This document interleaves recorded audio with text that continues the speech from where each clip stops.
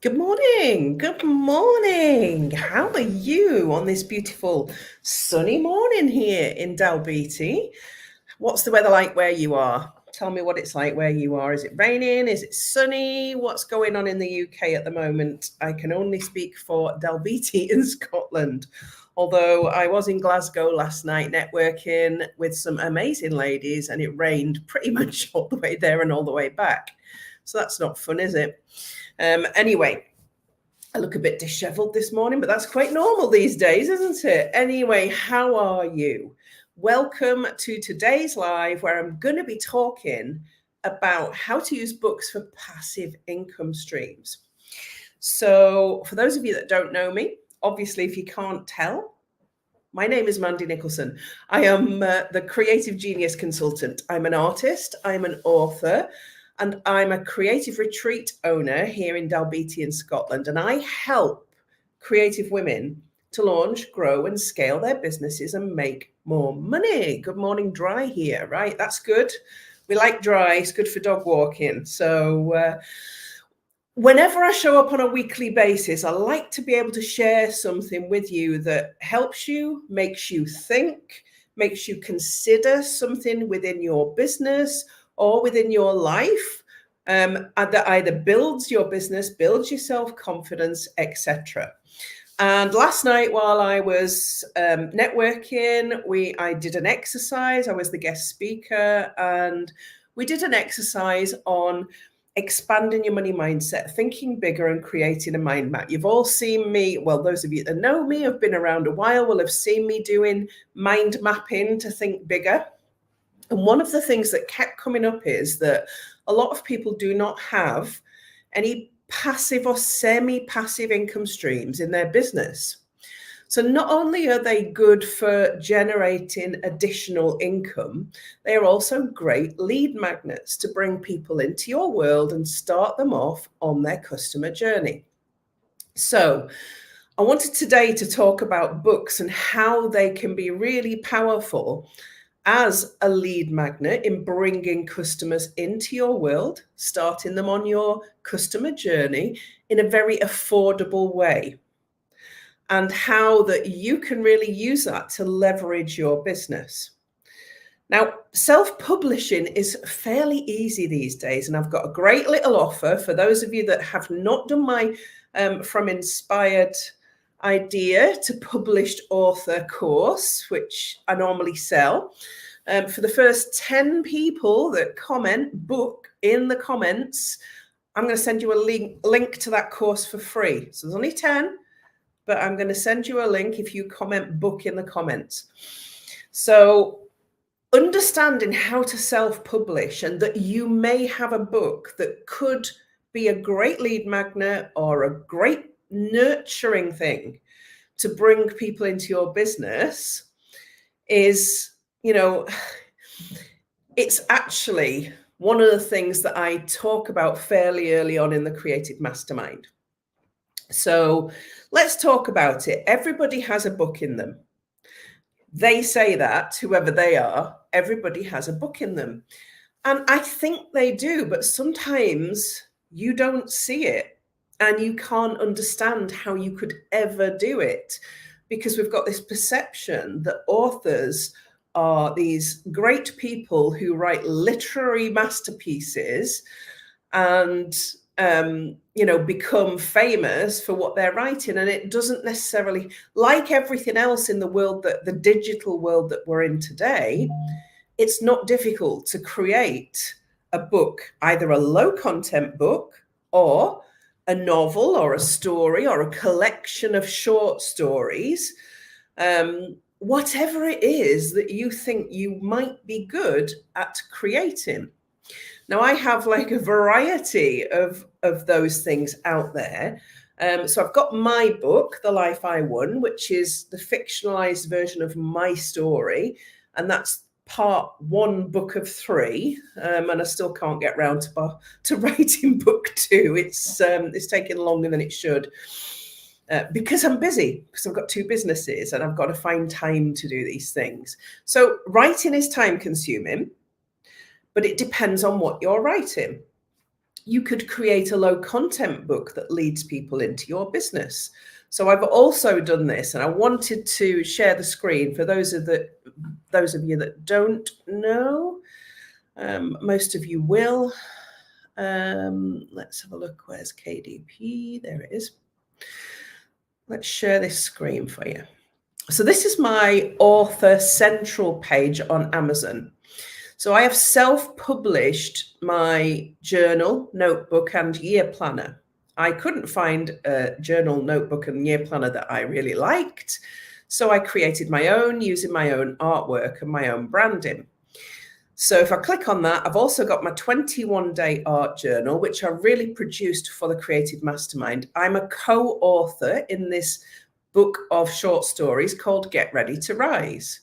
So I've got several books, low content books there that are great lead magnets into my business, but also really practical, useful books.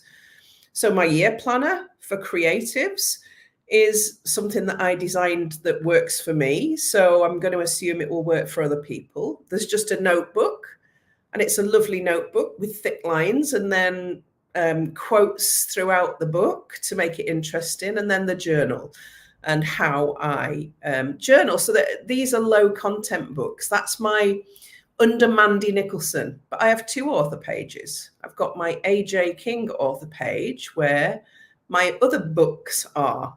And if you're looking here, there's two books. There's the Li-Fi one, and there's Cancer Diary of a Daughter, which is one that I published many years ago after my dad died, both with original art on the covers. So as you can see, there's almost a similarity to the art as well. So I've done all of this and self-published. And these are great lead magnets into my business. So I can go to places and talk about my book, and the people there only have to spend £10 to buy that book to find out more about me, to see what I am like, that know, like, and trust factor that we are all looking for. So you're sitting there saying, yeah, well, that's all very well for you, Mandy. You're an author. You know, I'm an author because I call myself an author. You don't get that title until you actually write something. But as soon as you've written something, then, you know, you become an author when you are published. So you can be an author. So think about what you're good at. I bet you've got a fantastic life story that might inspire other people. How about writing it as a work of fiction so that you can change the names, you can move the timeline, but you can talk about the events that happened to you. That's what I did with my book. I wrote it in the third person to distance myself from the events and the people. I changed the names. I changed the chronology of the way things happened slightly so that I could call it a book of fiction. So nobody could sue me for talking about them, basically. So that's kind of how I worked my book, The Life I Won, and how I'm working on the next one. But it's equally, once you know how to create a book in Canva, which my training covers, and then upload it and self-publish it on Amazon, the world's your oyster. See, the first time you do that and you go through that process and you've done it, you'll see how straightforward it is. And it starts to remove the fear and all of the perceptions that we have about becoming an author and self-publishing. So, you know, start small. Produce a low content book, like a notebook with your own work on it or your own slant on it, or a journal with how you meditate, how you journal, or a self-help book, a step-by-step guide, or perhaps a recipe book, or a how to sew, how to knit, how to do whatever it is you do. In that book, I think I've got clients in here, people in here that have done beading. I think it's, don't get me wrong, Sue, that's done a journal on how to bead because that's her craft. And I've got Michelle Jackson Modford, who's done a fantastic book on crafting. Absolutely brilliant book, self-published herself. So not only are these books out there for people to buy, as a revenue stream for you. So you can, but people won't just find them and buy them, by the way. You have to market them. You have to share the link to Amazon. You have to talk about your book all the time, even if it is a low content book. That's part of your role. So it's semi-passive income because you have got to do some sharing and selling and marketing. Okay, it doesn't just sit on Amazon and you sell loads and you become wealthy. It doesn't work like that. So you have to put some effort into it, but it's not only great as an income stream. When you self-publish, you can put all your links in the back of the book. People will go and check you out and Google you as the author, and that brings them into your world. So what can cost somebody just a few pounds can be one of the greatest lead magnets you have into your business. So say, for instance, you're an artist and you've created an art journal, an art therapy journal, and somebody buys it and they love it and they get on really well with it and they go and check you out, they are more likely to buy something else from you because they've bought this book. They've already got to know you. You wrote the book. You've already positioned yourself as an expert by publishing the book. And you've changed that person's perception of you. Then they go and have a look at you and they find out you're an artist and you've got all this wonderful work that you do. You're more likely to be on their shopping list at that point. Same as if you're a coach. A lot of my clients have come through to me and worked with me on the Creative Mastermind, but started by buying my book. It might have taken them a year to get here to the mastermind or even longer, but they started by buying my book and they felt that they got to know me through the story in those pages. So that's what I talk about when I say it's a potential lead magnet as well as an income stream. You then have this tool. So one of the things that I have, which I've put the link to in the description up there, is I have a freebie for my book. And the freebie of my book is me reading the first 2 chapters of the book. And believe me, by the time you've listened to me read the first 2 chapters, you're going to want to buy the book to find out what happens next. Now, it is on audiobooks as well as on Amazon. So you can listen to it as well as, read it. But that's my freebie. That's perfect freebie for a book that's a story book. So what do you do if you've got a journal book, an art therapy book? You do 1 page as a freebie. Get your free 1-page sample of how to use art for journaling. That becomes your freebie. People enjoy that 1-page printable, and then if they want more, they buy the journal. So you bring it into your business not only as a piece of work that positions you as an expert because you're a published author as soon as you have something on Amazon, but also something that can lead people to you to purchase at a different level.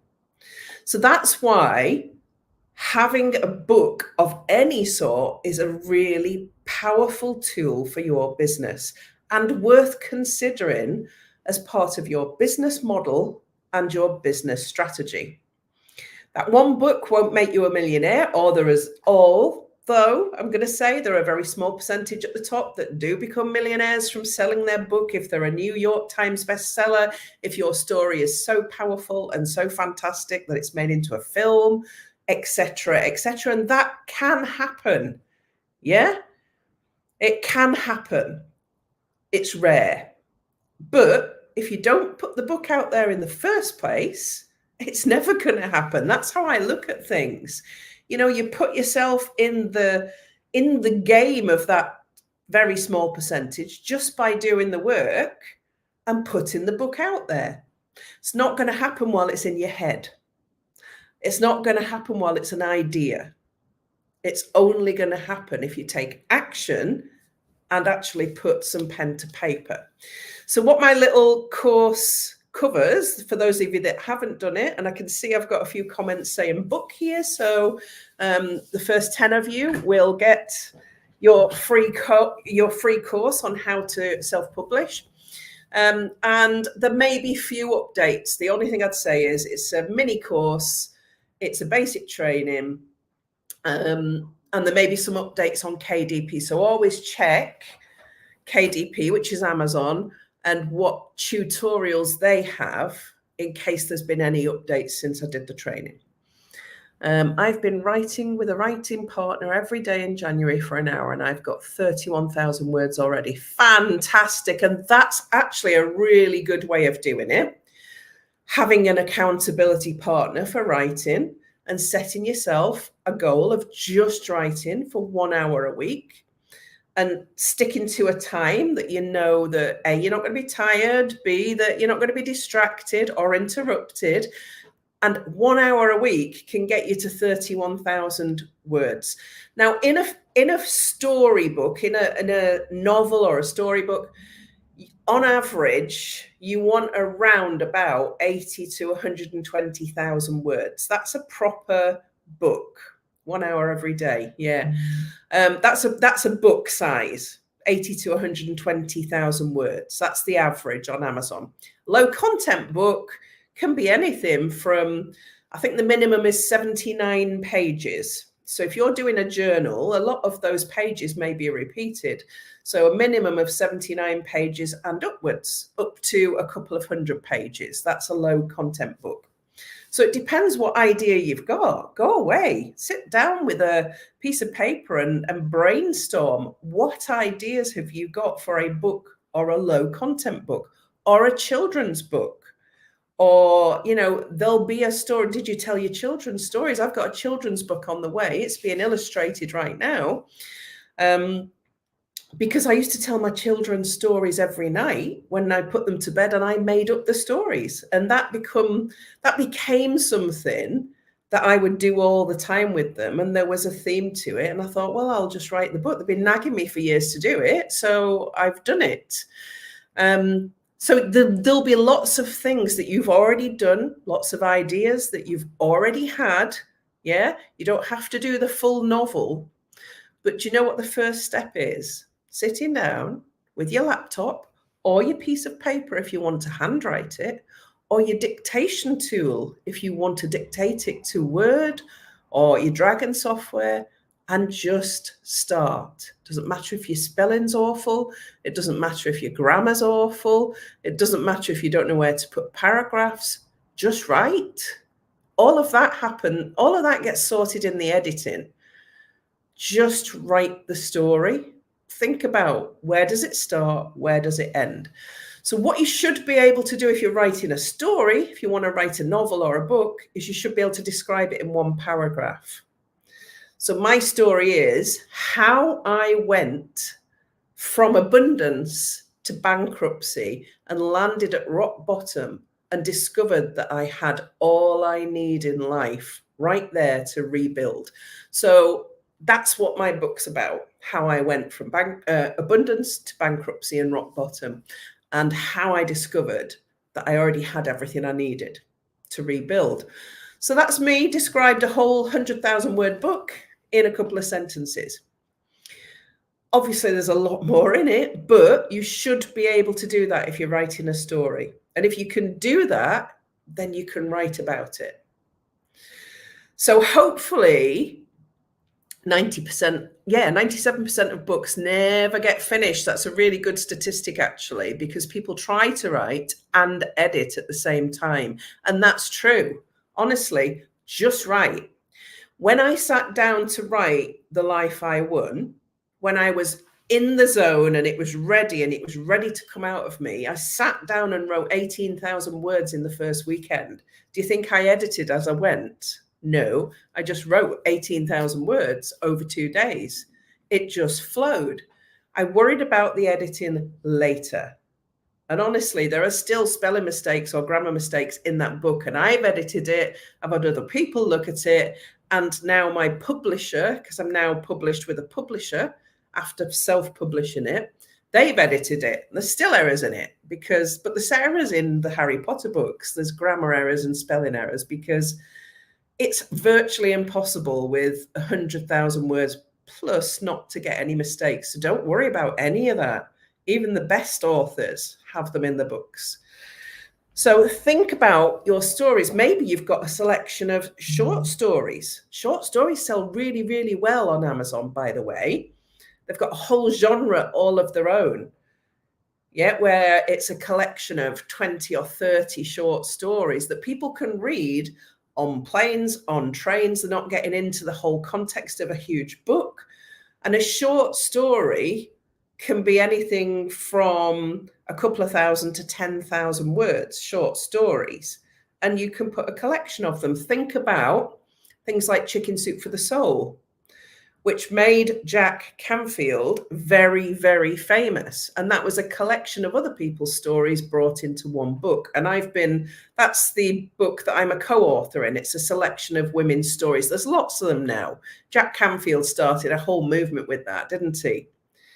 So maybe you know loads of people. Maybe you've got a network of people who all have the same issues.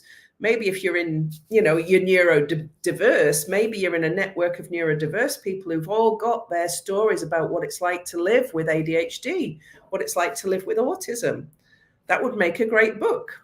And the audience for it would be the people who already struggle with those things. So there's some ideas for you. Go away and think about it. Those of you that have put book in the comments, so if you want the first 10 people that put book in the comments, I'm going to send my mini course out completely free. And I will do that this morning.